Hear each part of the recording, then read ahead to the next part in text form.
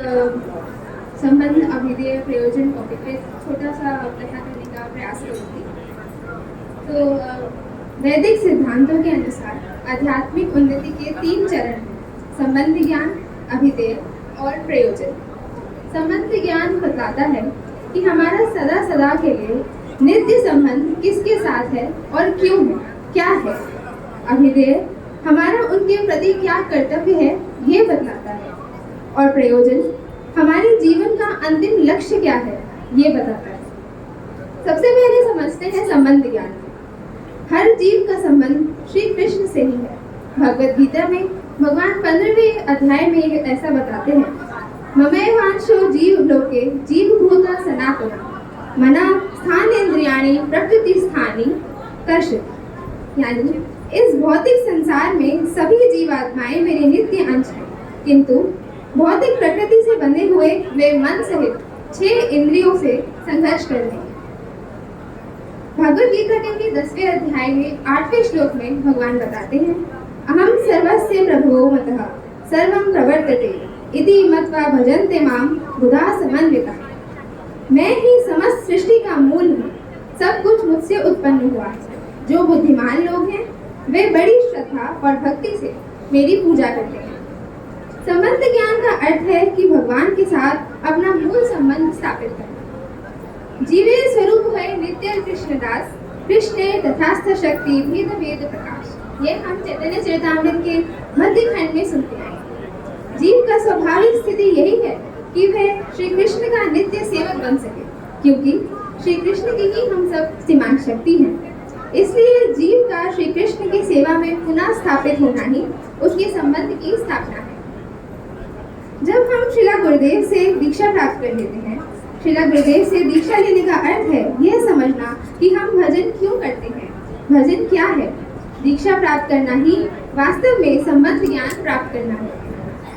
अब समझते हैं प्रयोजन। अब समझते हैं अभिधेय। शब्दों के 2 प्रकार की वृत्तियां होती हैं: अभिधा एवं लक्षण। अभिधा से ही अभिधेय शब्द बना है। हम इसे एक एग्जाम्पल से समझ सकते हैं। यदि हम बोले 10 कमल, तो इसे समझने के लिए हम काफी सरलता से बिना कुछ इन्फर किए समझ सकते हैं। और यदि हम लक्षण का अर्थ समझें और मैं बोलूं गंगा तट पर ये गांव है, तो अब इसमें लक्षण शक्ति से हम ये समझ सकते हैं कि गांव गंगा में नहीं हो सकता, इसलिए वह गंगा के किनारे ही हो।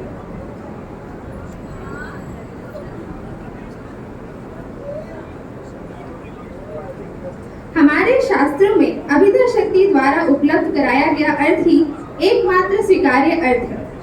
उनका सच्चा अर्थ उनका अभिधेय ही है। इसलिए वही साधना भक्ति है जिसे वेद श्री कृष्ण प्राप्ति के लिए प्रत्यक्ष साधन के रूप में निर्धारित करते हैं। संबंध ज्ञान से स्थापित स्वाभाविक संबंध के अनुसार कार्य करना, अपने प्रियतम के प्रति अपना कर्तव्य को नित्यतर करना ही अभिधेय है। मन मना मद भक्तो मद यजी माम नमस्कुरु माम ऐश्वर्यसि युक्तैवम आत्मनाम मत परायणा।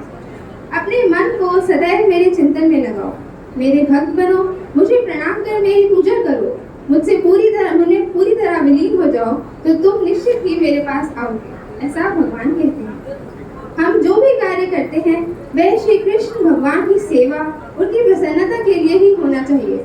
इसके लिए हमारा श्री गुरुदेव के मार्गदर्शन में भजन करना अति अनिवार्य है। श्री गुरुदेव के चरणों की शरण के बिना पवित्र नाम फलित नहीं हो सकता। नाम अपराध और नाम का अंतर न जानते हुए हम में से कई लोग अमृत के स्थान में कीचड़ स्वीकार कर लेते हैं। इसलिए भक्ति विषय का ज्ञान हमें श्री गुरुदेव के मार्गदर्शन से मिल सकता है। अब आते हैं प्रयोजन पर। प्रयोजन यानी हमारे जीवन का अंतिम लक्ष्य, जो कि है भगवान के प्रति परम प्रेम विकसित करना। श्री चैतन्य महाप्रभु कह गए हैं: प्रेम पुम अर्थो महान। यानी भगवान के प्रति प्रेम किसी भी व्यक्ति के लिए सर्वोच्च उपलब्धि है। नवदा अंग भक्ति में नाम संकीर्तन सर्वोच्च माना गया है। नाम में इतनी शक्ति है कि इसके द्वारा कृष्ण प्रेम तेज गति से हमें प्राप्त हो सकता है। शिष्टाष्टकम के दूसरे वर्ष में ऐसा कहा गया है: नाम नाम अकारी बहुधा निस्सर्वस्य शक्तिस् तत्तर्पित नियमितः स्मरणे न करः।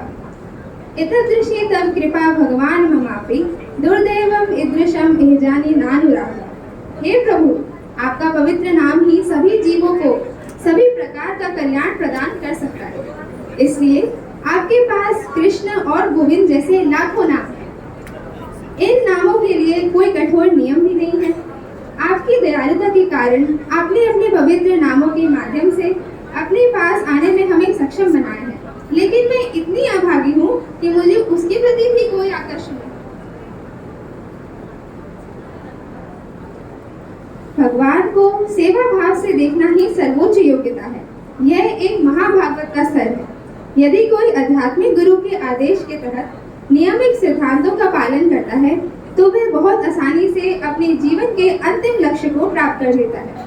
जो व्यक्ति हरे कृष्ण जप के आदि हो, गुरुदेव के आश्रित हो, उसे बहुत सरलता से भगवान की प्रत्यक्ष रूप की सेवा भी प्राप्त हो सकती है।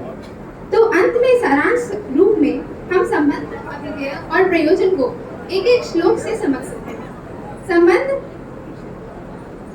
ज्ञान के लिए हम कह सकते हैं, चैतन्य दास मुनि चैतन्य दास मुनि तार दासे दास।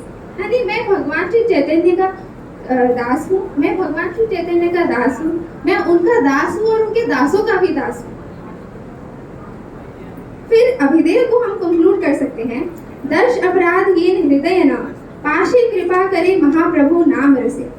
ये हरिनाम चिंतामणि में भक्ति विनोद ठाकुर 13वें श्लोक में कहते हैं, हे महाप्रभु, मुझ पर इतनी कृपा करो कि 10 अपराध मेरे हृदय को स्पर्श ना करें और मैं हमेशा पवित्र नाम के रस में लीन रह सकूं। प्रयोजन को हम कंक्लूड कर सकते हैं, प्रेम धन बिन व्यर्थ दरिद्र जीवन, दासकारी वेतन मोरे देह प्रेम धन। चैतन्य चरितामृत आदि लीला से भगवान के प्रेम के बिना मेरा जीवन व्यर्थ है। इसलिए मैं प्रार्थना करती हूँ कि आप मुझे अपना सेवक स्वीकार करें और मुझे भगवान की परम प्रेम का पारिश्रमिक दें। भगवान और गुरु में कोई भेद नहीं, इसलिए मैं श्री गुरुदेव से अहेतु की कृपा की वांछा करते हुए उनसे विनती करती हूँ कि वे मेरे हृदय में श्री नाम के प्रति अतुल दृढ़ता, निष्ठा एवं श्री श्री राधा कृष्ण के लिए प्रेम उजागर करें। हरे कृष्ण।